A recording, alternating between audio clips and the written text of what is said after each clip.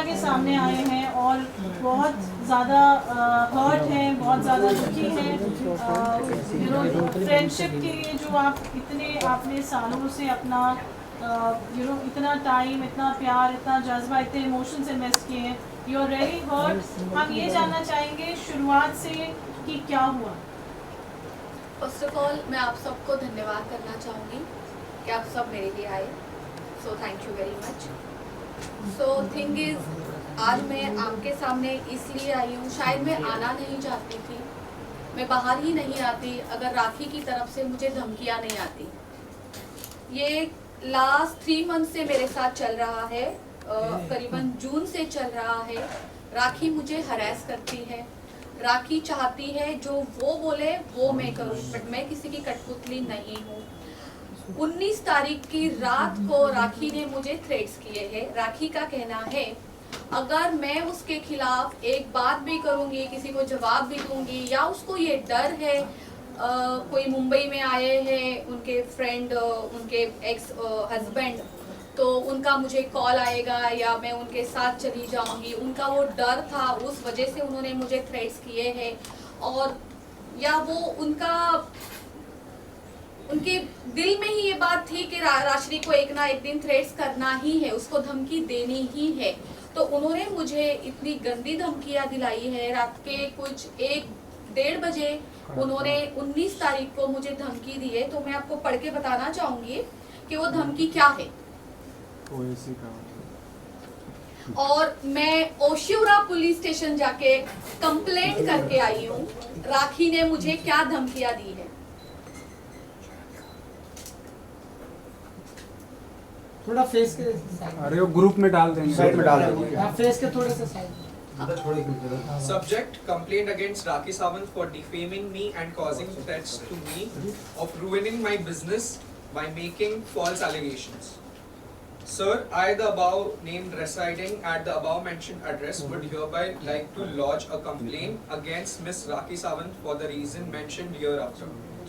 First, I state that since last few days, Miss Rakhi Sawant has been causing mental harassment to me by causing me threats that if I speak against her in media or if I take any legal actions against her, she will defame me and cause harm to my life by exposing me in media.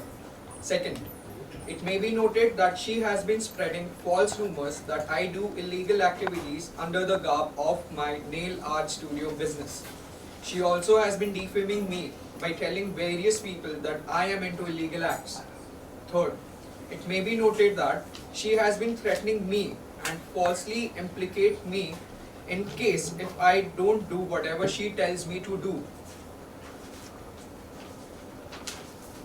In the aforementioned circumstances, I would like to bring to your notice that if anything happens to me personally or professionally, Miss Rakhi Sawant should be held responsible for the same. Kindly note this letter is for purpose of information to maintain records for further in case if I have to take any legal actions. Thanking you. Yours faithfully, Rajeshri More.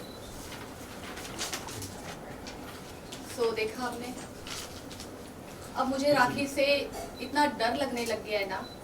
एक time पे हम दोस्त हुआ करते थे, इतनी अच्छी दोस्ती निभाई थी मैंने, मैं उसके लिए एक पिलर बन के खड़ी थी। आप सब लोगों ने देखा है, पूरी जनता ने देखा है, उसका जब एक बुरा टाइम चल रहा था उसका पिलर सिर्फ और सिर्फ ये राश्री मोरे थी। और आज उसी राश्री मोरे को ये वो कह रही है कि अगर तुम मेरे खिलाफ कोई बात करती हो, अगर तुम मेरी बात किसी से भी शेयर करती हो जो उसकी पर्सनल चीज़ें हैं, हालांकि मेरा वो नेचर नहीं है कि मैं किसी की पर्सनल चीज़ें बाहर लेके आऊँ, लेकिन होता है ना, जो चोर होता है उसे डर भी होता है। तो चोर इस तरीके से डर चुका है, इस वजह से उसने मुझे इस तरीके से धमकी दी है।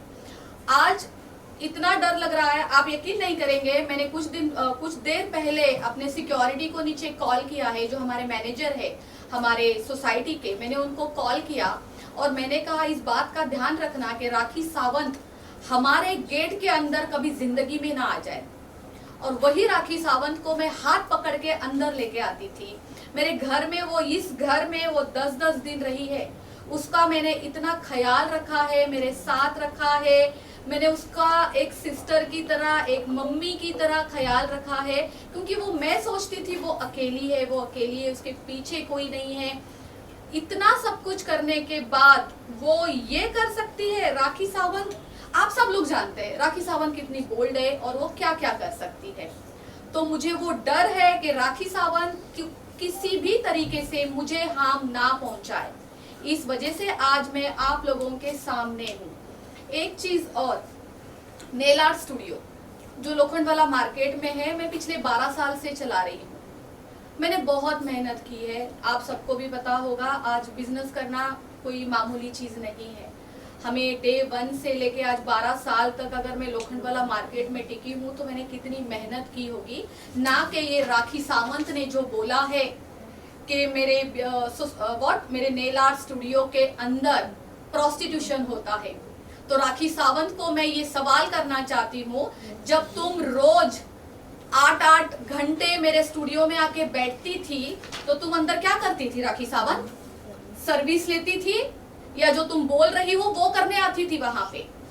एक चीज और, किसी को धमकी देने से पहले आपको पूरी जानकारी रखनी चाहिए। राखी सावंत, जो मेरे स्टूडियो है ना वो नेल आर्ट स्टूडियो है, ठीक है? वहां पे कोई मसाज नहीं होती है। एक चीज जैसे, हाँ, डे 1 से मैं आपको दिखा सकती हूँ, मेरे पास मेरे सारे एग्रीमेंट्स है कि मेरा नेल आर्ट स्टूडियो सिर्फ और सिर्फ हम लेडीज के लिए चलाते हैं, ओनली फॉर लेडीज। हमारे यहाँ एक सेल्समैन भी होता है ना, वो भी अंदर अलाउड नहीं है, उसको भी बाहर से नॉक करना पड़ता है। वो बाहर खड़ा रहता है, फिर कोई अंदर से बाहर जाके उसको अटेंड करता है। कोई एक आदमी तक अंदर नहीं आ सकता है। तो राखी सावंत मैडम जी, आप किसी को धमकियां देने से पहले थोड़ा उसके ऊपर जानकारी तो रखें कि आप बोल क्या रही है। आपको क्या लगता है आप बस ऐसे रातों रात धमकियां दे दोगी और सब कुछ खराब हो जाएगा, बर्बाद हो जाएगा, जैसा आपका नेचर है, जैसा आपने हमेशा किया है? आपको पता है किसी के ऊपर किस तरीके से एलिगेशन लगाने हैं, किसके ऊपर धमकी देनी है, किसको बर्बाद करना है, किसका कैरेक्टर खराब करना है, आप बहुत अच्छे से जानती है।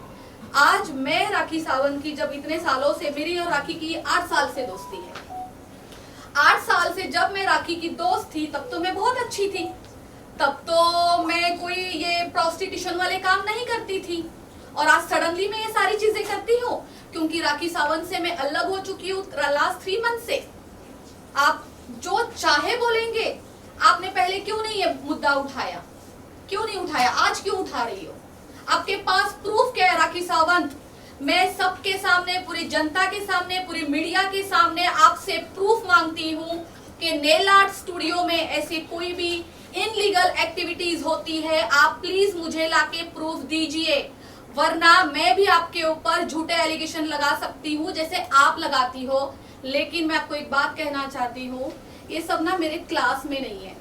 हम किसी के लिए गलत बोले, हालांकि हमें बहुत कुछ किसी के बारे में पता होने के बावजूद भी हमारे ऐसे संस्कार नहीं है, हमारे ऐसे क्लास नहीं है कि हम किसी के प्रति कुछ 2 शब्द भी गलत बोले। राजश्री, इस चीज़ की शुरुआत कहाँ से हुई? क्योंकि लास्ट टाइम जब आप लोगों का दुबई में कुछ मैटर हुआ था तो राखी आपके साथ में, राखी ने सब कुछ सॉल्व कर लिया था और स्टारबक्स पे बुलाकर आप दोनों ने सारे मैटर को क्लोज करके एक दूसरे से सॉरी कहा था। फिर उसके बाद ऐसा क्या हुआ कि फिर एक बार आपको यहाँ पर हाजिर होना पड़ा?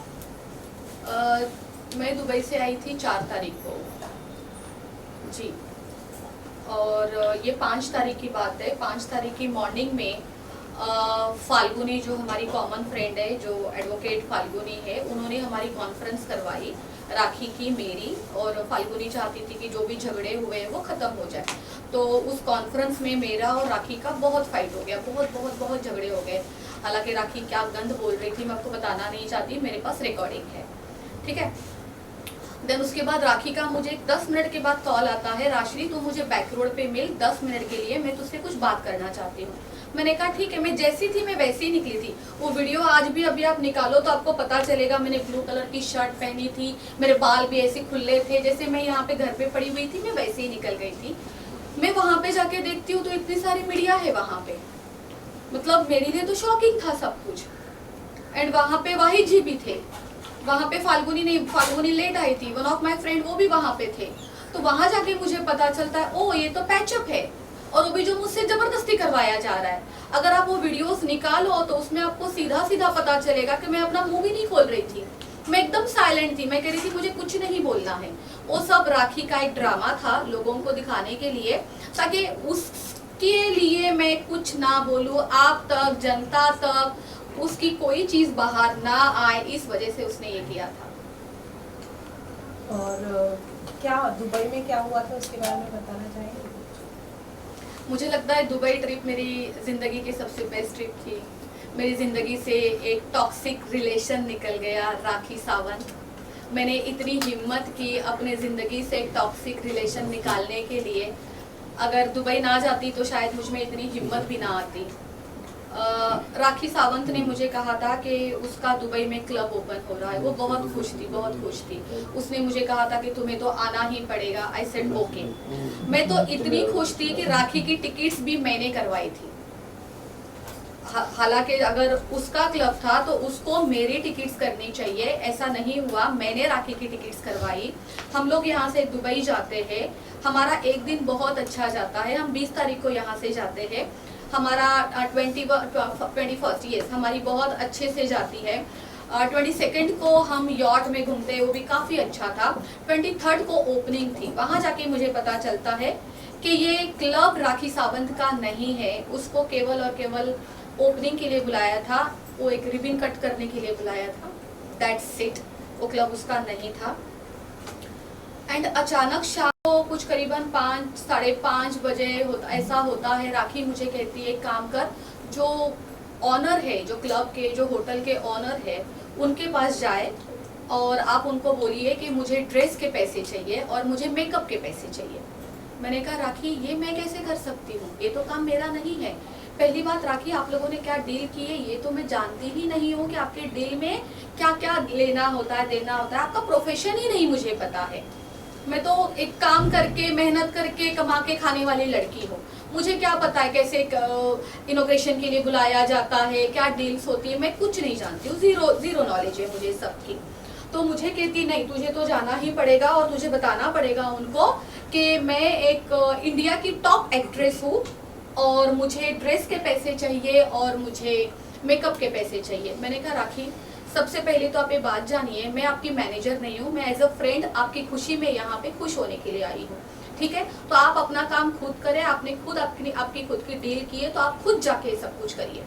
देन उसने फ्रंट ऑफ, मेरे ख्याल से वहाँ 10-15 लोग होंगे, उसने सबके सामने मुझे जलील करना स्टार्ट कर दिया कि तू हमेशा यही करती है, तेरा तो, तू आदिल के टाइम पे भी ऐसा ही करती थी, तू आदिल को कुछ नहीं बोलती थी, तू आज यहाँ पर भी आके यही कर रही है। मैंने कहा राखी ये सब कुछ बंद करो, अपनी चीपनेस बंद करो, ये जो तुम कर रही हो मेरे साथ, वो भी मुझे परदेश लेके आके, तो ये सब ना करे। उस दिन ही हमारा लास्ट डे था, हम लोग साथ में रुके थे। उसके बाद हम 24 को अलग अलग हो गए थे। मैंने होटल छोड़ दिया था, मैंने कौन सा होटल था, द लीला, वहाँ जाके हमने चेकिंग कर ली थी, मैंने और फाल्गुनी ने, और हम टोटली अलग हो गए थे। और वो दिन और आज का दिन राखी से मेरे कोई संबंध अच्छे नहीं रहे हैं। ओके राखी, अगर मैं आपसे बोलूँ तो आपको एक माँ का दर्जा दिया था राखी ने और कहा था कि मेरी माँ के बाद मैं इससे ही माँ समझती हूँ और अगर उनके पर्सनल लाइफ में कुछ भी होगा तो उसका फैसला लेने का हक भी सिर्फ राखी को है और वही मुझे सजेशन देगी। तो मैं डेफिनेटली जानना चाहूँगी कि आदिल ने एक इल्ज़ाम लगाया है, वो है राखी जो है उनकी माँ के मौत के बाद बैठकर बिरयानी खा रही थी, उसका इल्ज़ाम, और वो उन्होंने कहा है कि वो आपके साथ बैठकर खा रही थी। इसके पीछे की सच्चाई क्या है? जिस दिन राखी की मम्मी की डेथ हुई थी हम लोग साथ में ही थे। फिर हम लोग ऊपर हॉस्पिटल में जाके जो क्या पर्टिकुलर उसको क्या वर्ड यूज करते हैं, जो बॉडी रखी जाती है फ्रिज में, यस, वहाँ गए थे हम। फिर हमने वहाँ वो पूरा प्रोसीजर किया। वहाँ से हम सीधा घर आते हैं। आदिल वहाँ पे अवेलेबल नहीं थे। आदिल हमें मेरे घर के नीचे मिलते हैं, फिर हम सीधा ऊपर आते हैं। फिर भूख तो सभी को लगी हुई थी। फिर ये मयूर है, मेरा भांजा है, मैंने इनको बोला था खाना ऑर्डर करने के लिए, तो इन्होंने बोला था वेज या नॉन वेज। तो आई सेड वेज ही खाएंगे, क्योंकि देखो हम कोई भी हो, ऐसे ज़रूरी नहीं होता है कि गरीब अमीर नॉर्मल हिंदू मुस्लिम, ऐसा कुछ नहीं होता है। किसी के घर पे कुछ बुरी घटना घटती है ना, तो इंसान के गले के नीचे तो दाल खिचड़ी भी नहीं उतरती है, राइट, ये सबको ही पता है। तो जब मैंने पूछा कि क्या मंगवाना है, देन उन्होंने बोला कि उनको नॉन वेज खाना है। तो हाँ, हमारे घर पे उस दिन बिरयानी आई थी, चिकन चिल्ली आई थी एंड फ्राइड राइस आया था, और उस सब ने खाया था। तो मतलब आप मतलब राखी ने खाया था उस दिन? राखी ने खाया, मैंने खाया, आदिल ने खाया, मयूर ने भी खाया, एक दोस्त मेरी और थी संगीता, उसने भी खाया जी। क्योंकि राखी कहने की ये उस दिन का फुटेज नहीं है, ये पहले का पहले का फुटेज है, footage सेम है। साड़ी है लेकिन हाँ। पहले का फुटेज है। वो साड़ी भी मेरी थी, वो जो उसने साड़ी पहनी है वो साड़ी मेरी थी। हमें नहीं पता था कि उस दिन उनकी मम्मी की डेथ होने वाली है। वो कुछ ग्लैमिंग ऐप होता है ना, वो जो क्या करते हैं लोग, गैम्बलिंग, हाँ ग्लैमलिंग कुछ ऐप होती है, वो उसका शूट यहाँ पे खड़े होके चल रहा था, ठीक इस टीवी के पास चल रहा था। ये सब कुछ होने के बाद हम सीधा हॉस्पिटल गए। हॉस्पिटल जाने के बाद हमें पता चलता है उनकी मम्मी की डेथ हो गई। हमारे सामने ही बोली गई थी वो बात, ऐसी नहीं था कि वो डेथ पहले हुई थी, अभी वो हॉस्पिटल वालों को पता क्या है, पर लेकिन डिक्लेयर हमारे सामने की गई है कि भाई अभी अभी डेथ हो गई है। और वो साड़ी, वो सब कुछ फुटेज उसी दिन का था, वापस उसी साड़ी में घर पे आए हुए हैं। वो साड़ी आज तक मुझे रिटर्न नहीं दी है, ना दोबारा पहनी है।